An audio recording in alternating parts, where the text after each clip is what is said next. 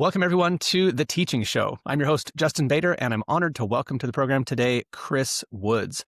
Chris, welcome. Tell us a little bit about yourself, and then we'll get into it. Hey, Justin, great to be on with you, and real privilege and honor. And yeah, I'm a teacher. I teach math. I teach high school math and science and STEM class, and I just really do a lot of things to, as much as I can, help other educators incorporate some STEM into their classrooms. Easy ways, it doesn't have to be 5-day projects. It could be 5-minute things you do every day in your class.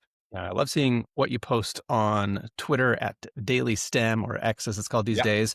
And one of the things I saw recently was you have an approach to student note taking where you give out colored pencils, and you said that makes a big Yeah. difference. So let's talk about it. Tell us about the colored pencil note Yeah, taking. well, first of all, even to back up beyond that, I'm an old school, math kind of teacher, and notes are so important.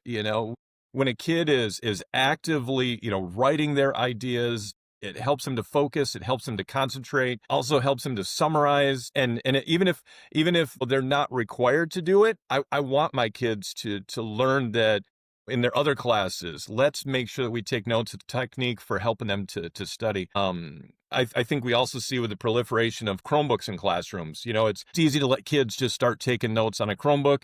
There you're just typing a key, and you make one keystroke and that's a G. You take one keystroke and that's an X, and your mind can't tell the difference. It's just one keystroke either way. So as much as we can to get kids back to writing is huge. This year I've done more of just grabbing colored pencils and handing them out, putting a couple on each desk, and especially in a math class, I'm sure you remember, Justin, when you're trying to follow all those steps and you look back through your notes, you just see a bunch of writing. You don't see that kind of process that it took to get from the start to the end. So that color kind of shows those kids when they look back at it. Plus, it also helps them because they're engaged a lot more, just picking up, dropping this pencil, picking up this one, without making an extra big deal or a lot of extra time in class too. I love it. So we're 3 layers deep here. The first layer that I think is really worth emphasizing, and I'm glad you started there, is kids should take Yep. notes. Now, do you have to teach note taking? Do your students come in knowing how to take Yeah, notes? so the years that I've taught like ninth grade math, like Algebra 1, I really have to kind of dive into that. Here's how to take notes, especially those first few weeks, couple weeks. I'm checking that notebook, and I've always given the kids a grade for their notebook. I always count it in whatever participation category or whatever, an educator has at their district, in their school. But I'll check their notes. I'll say, hey, these are looking good, 10 out of 10, or these, you can improve on this, 5 out of 10, or things like that. Yeah, kids often don't know how to take notes, especially because more and more, the textbook is digital, the learning is virtual, and different things like that. So I've had to more and more, even in my Algebra 2 and pre-calc classes, still make sure that I'm encouraging and checking those kids' notes, still giving them a grade, because I think it's a great way to reinforce that this is important, because when they go to college or off into the career and whatever, I mean, you and I, Justin, even for a podcast, we're making notes ahead of time to think about what do we want to talk about. Everybody takes notes. Helping those kids to learn that valuable skill at a young age is so important. Absolutely. So that's the first layer, and you added a ton there about just the teaching and the building on that note taking skill over Yeah. time. And then the second layer is that these are handwritten notes, and I don't think I started taking typed notes until very late in my college education, Yeah. but that's probably a good thing because I've seen a lot of research lately that says typed notes are just not Yeah. as good on a lot of fronts. Yeah. So you don't have your students use laptops at all to take notes? No. And again, the reason, I mean, number one, a math classroom, it's really tough to make notes virtually. But again, with using touchscreen or using a pen, or on digital screen, it is possible. And you know what? Maybe in that situation, some digital notes would be fine if you're using like an iPad with an iPencil or something like that. But not every kid is going to have that. And so often it's much simpler to just paper, pencil, tactile. I mean, it was over a decade ago that I read an article, and it was the difference between handwritten and keystrokes, and just that simple research. And it completely makes sense. A P and a W and an R, it's exactly the same button, so your mind doesn't connect them any differently. But those 3 different motions to make the W, or the 2 different motions to make that letter P, it ingrains differently into all those neurons and pathways in your mind.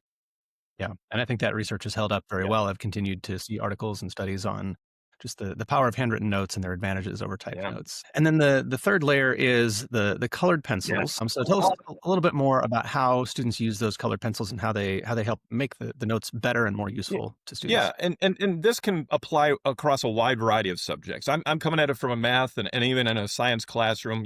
I do the same when I teach chemistry or eighth grade science or whatever. If a kid just has a page full of pencil or pen or whatever color they're using, and you look back at that page, it's just a page full of just writing. You don't see, like if you were to make think of the difference between a picture and a GIF, online, or you could say GIF if you want, Justin, I don't care. But if you see that motion, that picture is worth 1,000 words, that movie is worth 1,000 times 1,000. If you just have a page full of all the same color, you can't see what happened. And so just putting a couple of different colored pencils on every desk, to start a class. I've seen other teachers where they'll have just a red pen, and that's kind of partly for, correction purposes and partly for, adding that extra color to your notes, but just mixing up those colors so the kids can, okay, now we're subtracting 8 from both sides. Now we're dividing both sides by 3. Now we're square rooting both sides, and once you give kids that little bit of color, they're bringing in their own pocket full of extra colored pens and highlighters, and it almost kind of like it makes it okay for that kid to kind of show off, all their artisticness while they're just taking some notes. And then when they look back at it, it helps them to see and summarize. They're highlighting the main points, and I'm not even telling them to. They're just naturally doing that on their own. I think it's a valuable thing that educators across the spectrum of courses, subjects, I think it's a simple thing to do. Instead of just having those, colored pencils sitting in a cabinet for, 4 months of the year, and you pull them out this week when you do a project and this week when you do a poster board, have them out every time, every day. Love it. I love it. And kids bring their own, you said. They're using their own pens and highlighters. Once once you've given them permission. We probably all went to school with someone who used highlighters and colored pencils and pens, and it seemed like they were kind of showing off in their note Yeah. taking. And I think there's that kind of this isn't a normal thing to do feeling. So I love that you're making that normal and expected for everybody. Yeah, and it's the same thing as, making that thing normal of a kid having a book on their desk, because when they finish, they like to read, pointing that out and reassuring that kid it's okay to be a bookworm, that math kid, hey, it's okay to be a nerd. Those aren't put downs, those aren't negative things. We should want to be bookworms and nerds and geeks and hard workers and all the other names that kids come up with that they think it's a put down, but man, those are the people that are getting way ahead in life. I love it. Well, Chris, thank you so much for sharing your Yeah. strategy and kind of what goes into Yeah. it and what makes it work. If people want to follow you, find you online, where are some of the best places for them to Yeah, go? I'm always sharing stuff on Twitter or X, at Daily STEM. You can also check out my website, dailystem.com. I got tons of great free resources to help, and just reach out if you want to email me, dailystem@gmail.com. Always happy to help. Chris Woods, thank you so much for joining me on The Teaching Show. Appreciate it, Been a Justin. pleasure. Keep it up.